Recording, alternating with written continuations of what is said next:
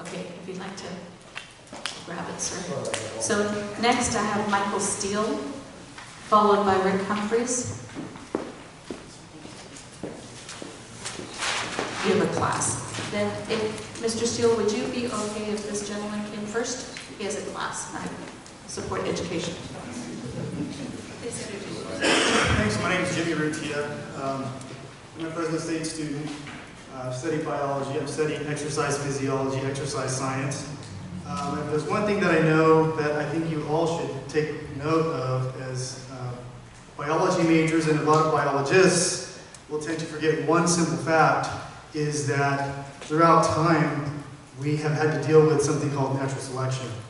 Now, these problems with frogs, it's already been cited that these frogs have had a problem with this fungus. It starts with a C, I forgot the name of it. The fungus is carried by bullfrogs and tree frogs, and they are not harmed by the fungus. The fungus hardens the skin on the yellow-leg, red-leg frogs, and they perish.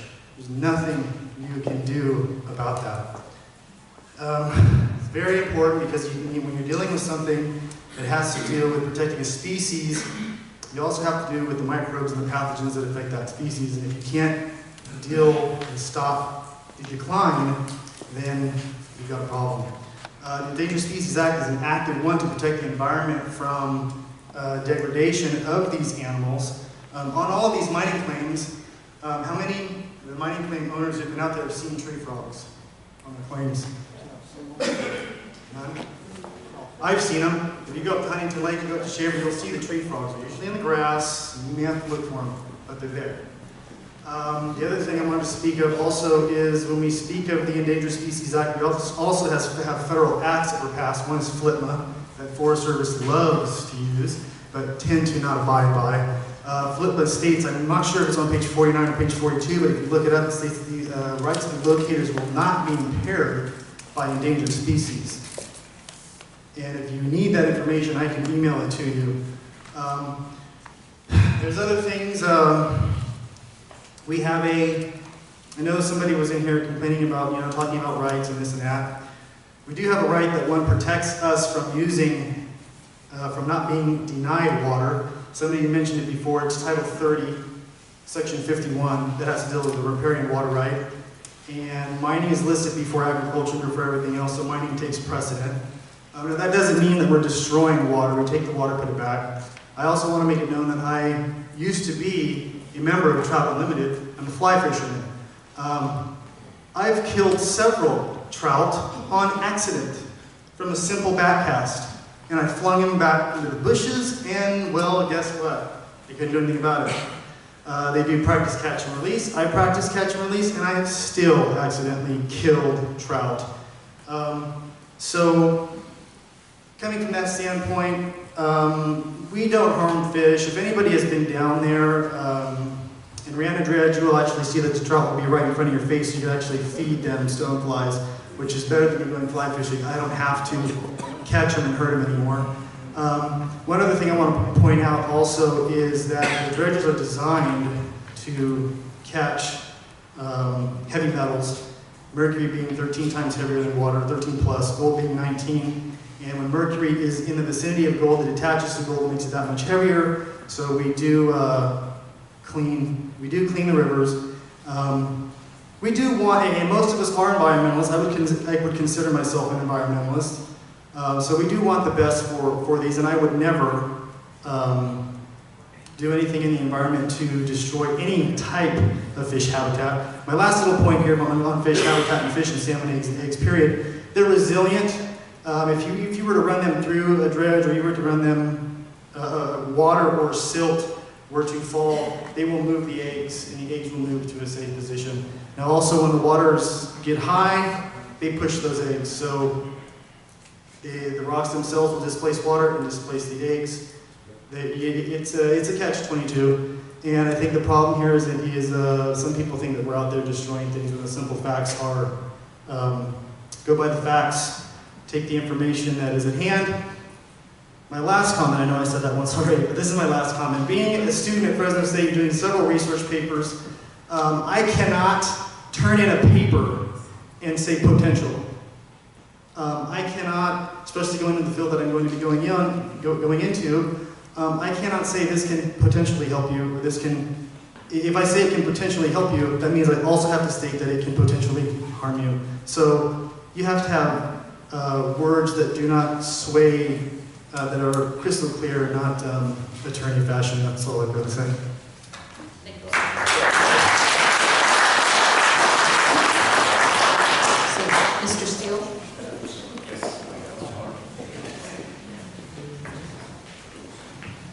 Good afternoon, everybody. My name is Mike Steele, and I hate public speaking. Let me get that out of the way right now. I'm a stakeholder. I have a claim up to Tuolumne County. I'm also on the board of the Delta Gold Diggers. One of the main issues I have with today's laws is clarity. There has to be no clarity in the laws regarding suction dredging.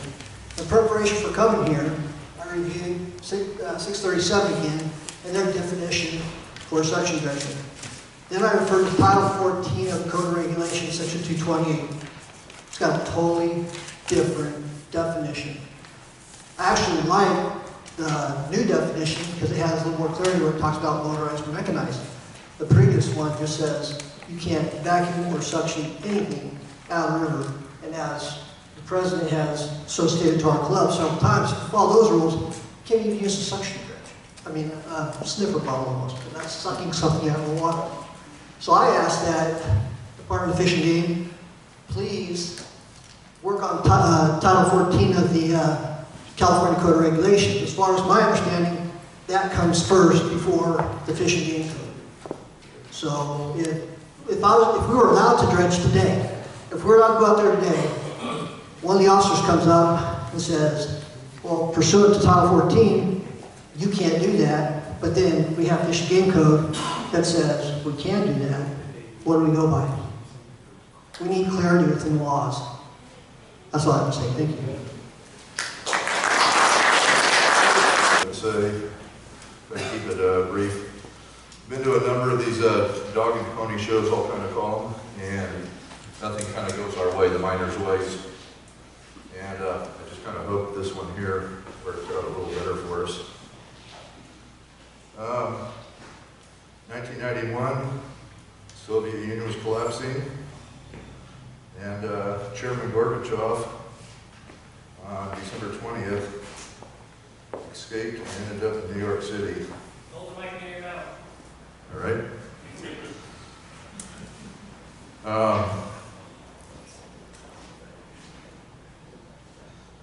About a year later, I heard about this on the news, and Chairman Gorbachev is now a chairman of an environmental group out of New York City.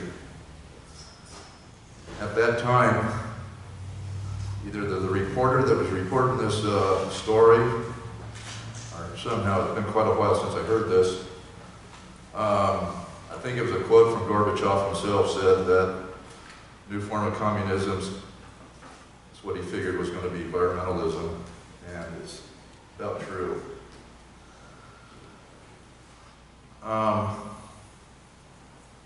There's miners here, farmers that are affected by the water board.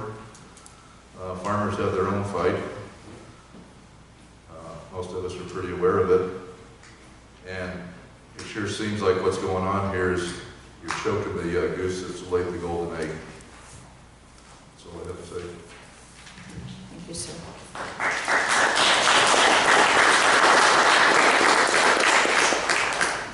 Next speaker, Nancy Riggleman.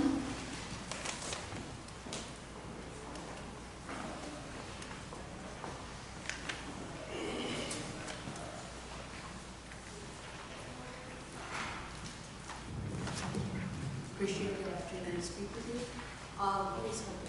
Okay. It is very sensitive, isn't it?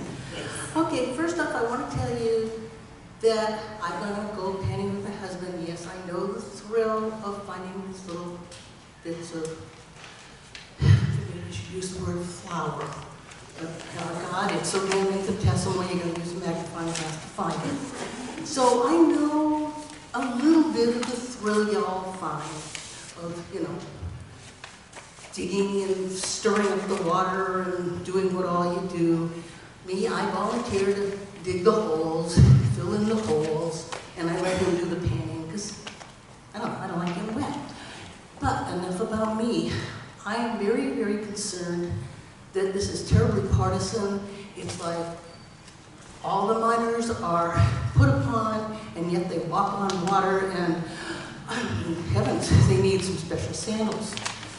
And all the people that are up here trying to sort things out, they're all evil and have horns and little tails and such.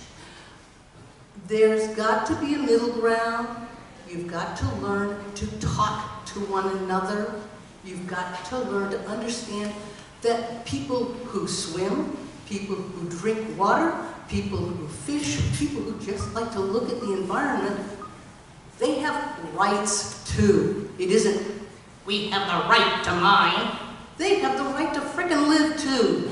So come on, let's all work together.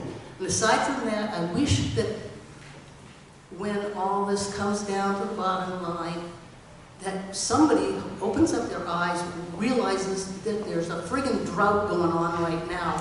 It's changing those streams, it's changing the watersheds, and that should be taken into consideration. And if there are differences of opinions of experts, if there's gaps in the information, then do the appropriate studying. Don't expect somebody to go out and make an informed decision if they don't have the facts. And if your facts are different than their facts, talk to one another, don't throw stones. Thank you. Thank you. Next, I have John Hodge with BLM. Yeah, mine was just going to be real quick. Can I have you use my closer? I can bring it to you.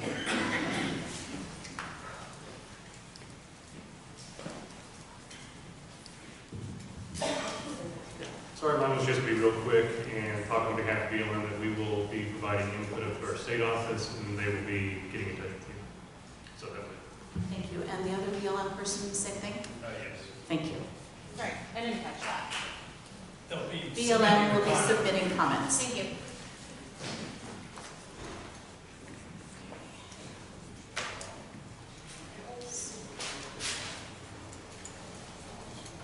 So, losses.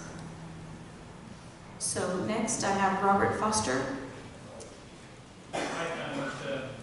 You were done. Okay, thank you.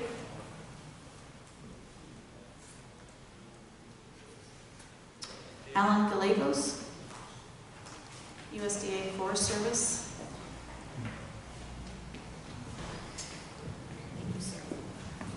My name is Alan Gallegos. I represent the USDA Forest Service in California.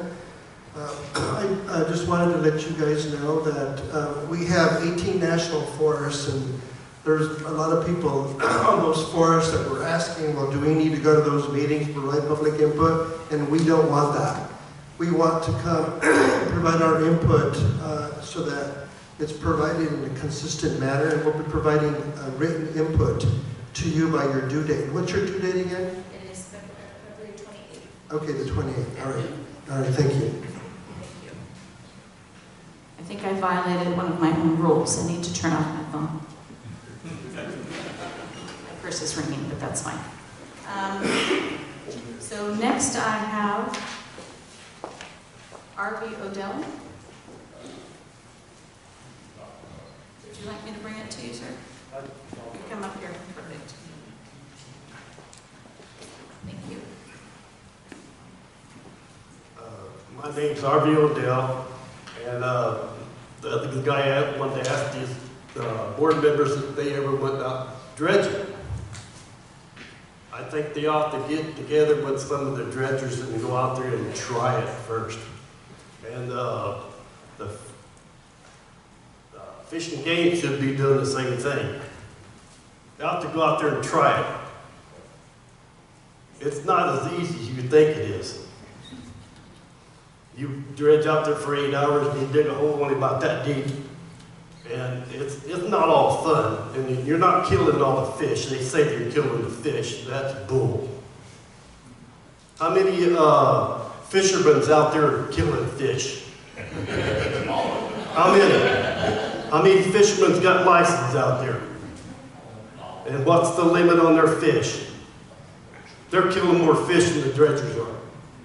I'll bet you on that, because I dredged for 20 years and I didn't see one fish down in the ground dead in the water. So I think they better look at and get in with the dredgers and try it and see what happens. That's what I'm going to say. Thank you.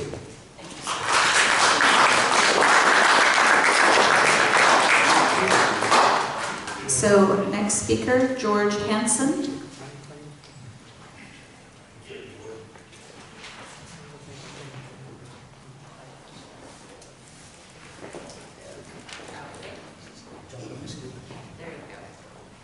Okay, good afternoon. My name is George Hansen.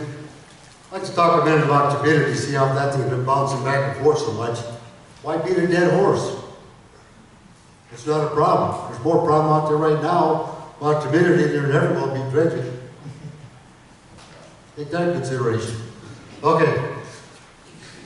One of the things I asked about was mainly for fishing game. Washington State has what they call a blue book.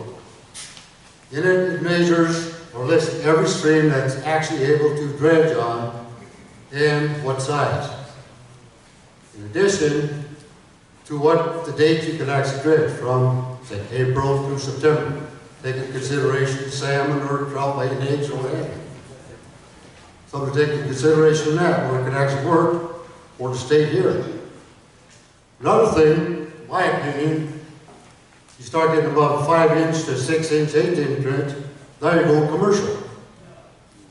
That should be taken in a different perspective than what a 4-inch and below.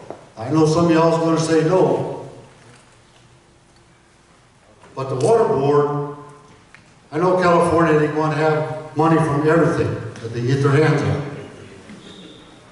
What kind of price tag are you looking at this regional permit, if you will? And is there going to be different ones? Don't know yet. That's all being considered right now. So maybe do 2 of them. One for 4 inches below, one for 5 and above. In the same way with on the actual permitting process. At one time, when it actually was having a permit, they said every person that touched the nozzle had to be on the permit. Now, personally, I like to take my 10-year-old grandson out there, say, all right, boy, you get on down and show you how it's done. He should not have to have a permit. That permit should go for, okay, George wants to have a permit for the state of California. The blue book will say what I can fish or what